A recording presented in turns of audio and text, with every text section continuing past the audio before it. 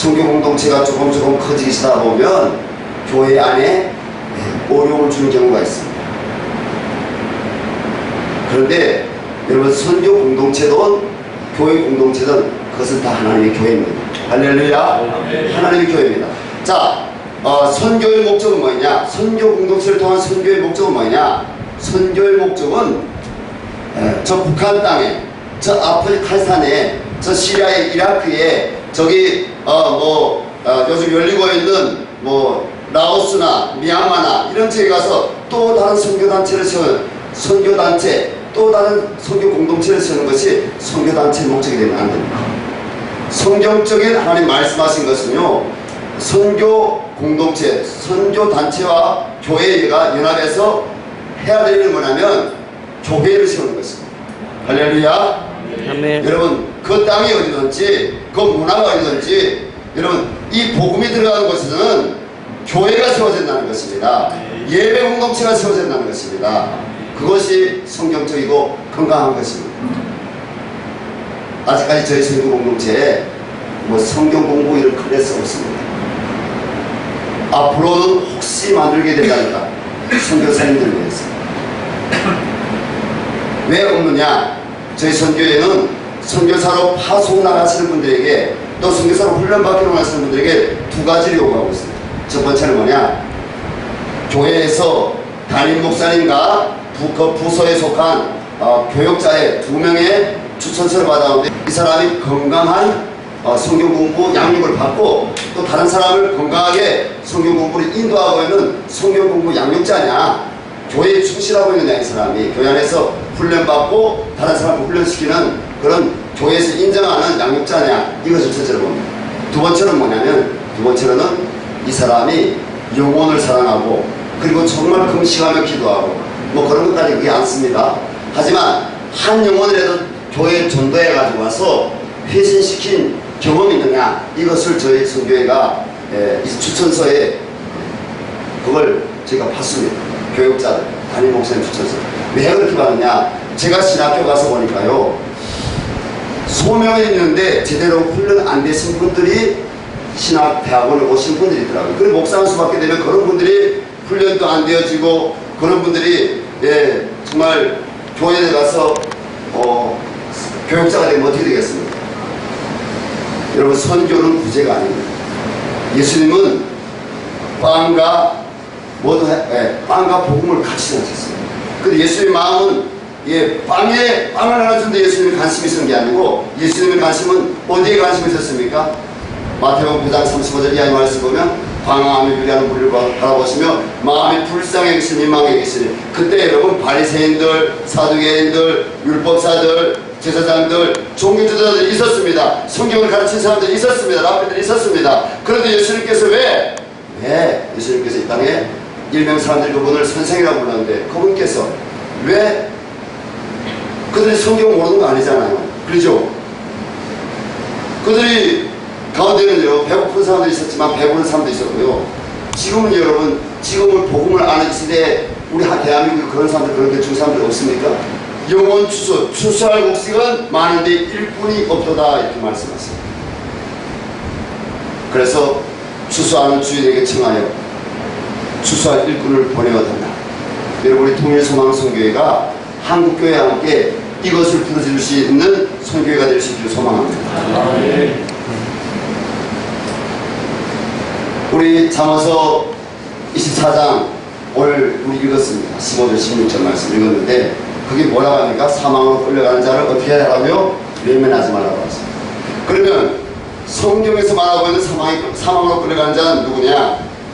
우리가 물론 이면적으로 볼 때, 인권적인 차원을 볼 때는 이런 중국에서 유리 방황하고 잡혀가고 인신매매로 팔려가고 또 성노예로 팔려가고, 여러분 고난당하고 고통을 당하고 있는 우리 동족 외면할 수 없잖아요. 사망으로 끌려간 자를 건져주라, 이 말씀 뭐냐면, 여러분 육적인 사망에서도 그들을 건져줘야 되지만, 이건 NGO 차원입니다. NGO 차원. NGO. 근데 우리 예수 믿는 사람들, 우리 선교사님들은 여러분 NGO를 초월하는 거 아니겠습니까? 그렇죠? 우리는 복음을 전해야 되지 않습니까? 그 영혼이 필요합니다. 영원히 예수 믿고 구원받아야 됩니다.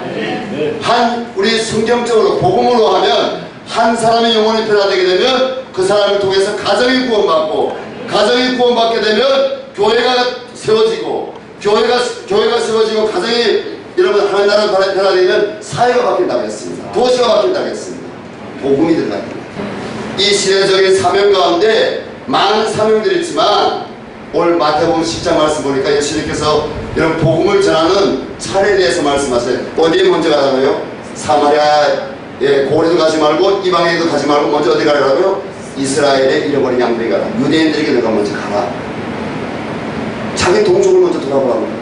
그들에게 복음을 전하고 그들을 사랑해주고 그 한 인격이 예수 그리스도의 사랑으로 경험돼서 변화되기까지 섬길 수 있는 것은 우리 시니어 선교사님들이 잘할 수 있습니다. 그리고 우리 싱글 여자 선교사님들이 잘할 수 있습니다. 그리고 부부 사역자들이 잘할 수 있습니다. 할렐루야. 네. 빌립보서 2장 5-6절 말씀이 뭐라고 하십니까? 우리가 어떤 마음을 가지고 하라고요? 너희 안에 이 마음을 품으라. 곧 그리스도 예수의 마음이니 그분께서 어떻게 하셨다고요? 하늘 보좌를 버리시고 십자가에 자기 자신을 낮추시기까지. 선교는요, 우리가 선교사 훈련하면서 문화와 선교에 대해서 배웠습니다. 우리가 한국 문화를 가서 가르치는 게 아니거든요. 미국 사람들이 이 한국 사회에 와서 미국 문화를 가르치는 게 아니거든요. 지금까지 북한 선교 현장에서 선교 잘하신 분들 어떤 분들이냐? 자기 자신을 낮추신 분들. 내가 명문대를 나왔다 할지라도, 내가 좋은 직장을 가지고 잘 살아왔다 할지라도, 내가 성공한 캐스였던 사람이라 할지라도 선교 현장에 와서는 그 모든 것을 내가 한국에서 커피 마시고 그리고 또 우리가 굉장히 누릴 것들이 많잖아요. 근데 그 권리 포기라. 누구같이? 탈북자들하고 같이 사랑. 예수님의 그 겸손, 예수님의 그 인성이 없으면 전 인격적인 복음으로 변화된 예수님의 삶으로 자기를 낮춰서 섬길 수 있는, 오래 참을 수 있는, 사랑의 열매는 사랑과 희락과 화평과 오래 참음과 자비와 양선과 충성과 본유와 절제니, 이렇게 할 수가 있는 마음이 없다면 그렇게 다 할 수 없죠. 누가 다 그렇게 성령의 9가지 열매 있는 사람 여기 손 한번 다 들어보세요. 내가 보는 데는 비슷히 따라가는 사람들은 있지만 그렇게 완벽하게 성령의 9가지 열매 다 갖고 있는 사람이 한 사람도 없습니다. 그러나 마음에 그 예수님 바라보면서 그런 마음으로 가져가는 사람들, 그런 분들은 여러분 선교사로 현장에서 복음의 능력이 나타나며 승리할 수 있는 줄로 믿습니다. 이 민족, 이 나라에게 주신 소명이 있습니다. 그러면은 열방의 제사장의 민족, 선교의 민족, 선교의 나라가 되라는 것입니다. 이미 하나님께서 이 절반 땅 남쪽에도 허락하셨습니다. 하지만 한국교회가 북한에서 내려온 수많은 크리스천들의 영적 지도자들의 영향으로 이 한국교회가 부흥했는데 저 북한 땅에 하나님께서 다시 회복되기를 원하십니다. 우리 손에서 둘이 하나가 되어서 우리 한민족이 둘로 나눠지는 것이 아니라 하나가 되어서 세계 열방 가운데 에스겔 골짜기에서 나왔던 마른 뼈들이 열방 가운데 하나님 군대로 나간 환상을 예수님이 보여주셨잖아요. 그 민족이 나가는 거. 하나님이 우리 북한 선교, 이 통일 선교를 향해서 그러한 놀라운 계획이 있습니다. 아멘.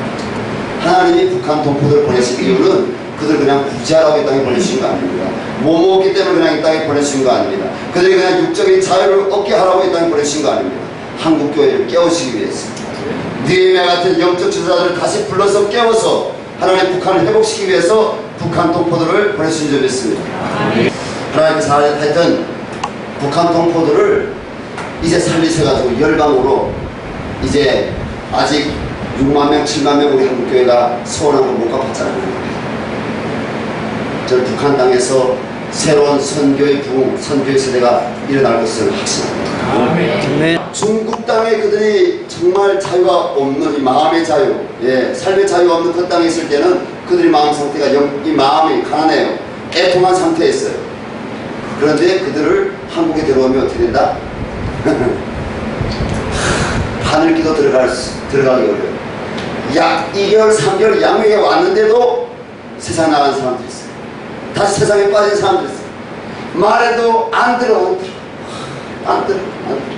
근데 어느 때 하나님의 사랑을 경험하고 영적으로 은혜를 경험했기 때문에 어느 때가는 그들이 돌아오지. 그런 마음, 이 아픈 마음, 병든 마음, 이런 마음들이 치유받고 복음을 듣고 사랑받고 변화되지 못하고 들어오게 된다면 다 그것은 우리 한국교회가 지금은 한 400개 가까이 기도 모임들이 생겼대. 우리 전국에. 근데 그 기도가 여러분 다 그들이 변화되지 못하고 유혹만 들어온다면 허사가 아니겠습니까? 그런데 복음이 들어가면 변화된다는 것입니다. 할렐루야. 네. 하나님의 사람들로 정말 예뻐요. 예뻐. 네. 알코올 중독이 있었던 자매, 정말 술 하루에 한 방울에도 못 먹으면 어려워지는 자매, 그런 자매가 변화되어서 정말 한국의 교회에 들어와서 한국 교회를 섬기는 하나님의 사람이 되고 찬양이 이렇게 찬양 앞에서 찬양 인도도 하고. 제가 아까 서론적인 부분에서 말씀드렸듯이 우리가 북한 땅에 선교 단체를 세우려고 통일소망성교회가 존재하는 거 아닙니까?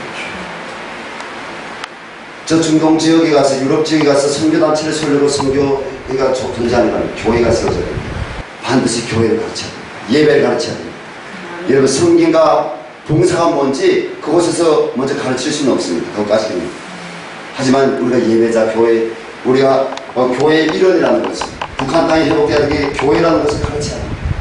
그래야 이 한국교회에 들어와서 이 교회 안에도 이 신앙이라는 문화가 있습니다. 이거 덜 충족합니다. 저는 감사한 게요, 저는 중국에서 조선족 교회에서 예수님을 만났어요. 선교사님들 만나서 저 예수님 만난 거 아닙니다. 조선족 교회에 제가 한 달가량 있는 동안 거기서 예배가 뭔지 다 배웠고요. 거기서 새벽 기도가 뭔지 배웠고요. 거기서 11조가 뭔지 배웠고요. 거기서 감사헌금이 뭔지 배웠습니다. 교회 봉사가 뭔지 한 달 예수님 만난 이후 한 달 가까이 그 교회에 있으면서 또 다른 지역에 가서 다른 교회에 잠깐 내가 나가면서 거기서 제가 훈련받았습니다. 기본적인 신앙의 어떤 기본은 거기서 훈련받았습니다. 진리, 나중에 깊이 있는 영적인 진리인 지식은 선교사님을 만나서 성경을 읽으면서 제가 경험했죠. 그것이 그러한 훈련들이 저에게 있었기 때문에 이 한국에 들어와서 제가 교회하고 충돌을 했습니다. 쉽게 주일 예배, 수요 예배, 새벽 기도 나가는 게 자연스러웠고요. 왜냐하면 신앙적인 기본이 아니거든요. 그리고 11조 하는 거 별로 어려움이 없었고요. 하나님한테. 왜냐하면 하나님 내게 복 주시고자 하는 건데 별로 어려움이 없었습니다. 그래서 우리가 나가서 다만 예수만 전하는 것이 아니라 우리 삶 자체가 예배를 가르쳐야 되고요. 우리 삶 자체가 교회 공동체라는 것을 가르쳐야 됩니다. 할렐루야. 네. 먼저는 아버지, 이방인의 고로도 가지 말고 사마리아의 동네로 가지 말고 이스라엘의 잃어버린 양에게로 가라고 주님 말씀하십니다. 하나님, 한국교회에 하나님 정말 우리 북한 동포들을 하나님께서 수많이 보내주셨습니다. 중국 땅의 아버지여, 수만 명의 아버지, 10만 명 가까운 북한 동포들이 유리 방황하고 있습니다. 아버지. 영적으로, 삼적으로 짓밟히고 있습니다. 아버지. 누가 저들을 위해서 울어줄 겁니까? 누가 저들에게 가서 예수 그리스도의 복음을 전할 것입니까? 내가 해야 됩니다. 우리 한국교회가 해야 됩니다. 주님, 북한 선교학교를 통해서 아버지 선교사님들이 일어나 갈 수 있게 하신 하나님 아버지, 주님 그분들이 정말 잘 준비돼서 갈 수 있게 도와주시고 가서 그들의 눈물을 닦아주게 도와주시고 그들에게 가서 복음을 전할 수 있게 하여 주시옵소서. 그 동포들이 영육 구출될 수 있도록 해달라고 기도하고, 그리고 그들을 통해서 아버지 복음 통일 한국이 이루어지게 도와주시되 그들이 일어나서 아버지 북한 땅에 교회를 세우고 예배 공동체를 세울 수 있는 아버지 일꾼들로 준비될 수 있게 해달라고, 주님 그 일에 우리가 아버지 미랄이 되게 해달라고 주님 우리를 사용하여 주시옵소서. 우리 주여 한번 부르고 우리 간절히 기도하겠습니다.